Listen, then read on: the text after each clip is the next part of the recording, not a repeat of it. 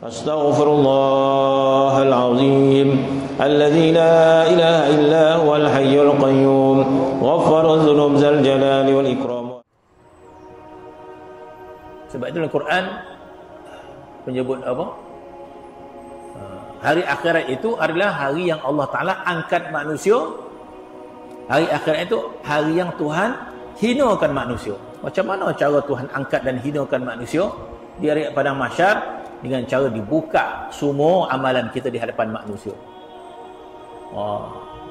Bila dibuka amalan kita di hadapan manusia, yang mulia bertambah mulia, yang hina bertambah hina, malu, sogan di hadapan manusia bila keburukan kita dibuka oleh Allah Subhanahu wa taala, sehingga rasa malu itu dalam hadis menyebut berguguran daging pipi ni.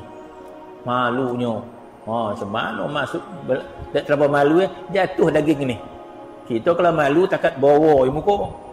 Allah, malu betul, bawa muka rasa. Itu bahasa jempol sahaja.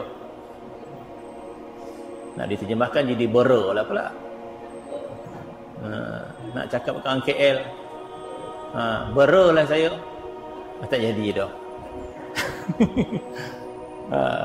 Bawa muka, merah padam muka. Tapi di akhirat itu bukan sekadar begitu. Jatuh daging itu kan. Sangat malu. Sangat malu, sangat hina. Wa man ya'mal mithqala dzarratin khairan yarah wa man ya'mal mithqala dzarratin syarran yarah.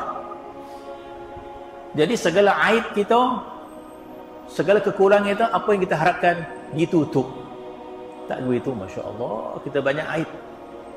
Harapan kita ditutup. Masya-Allah. Ya Allah Subhanahu wa tutup aib kita.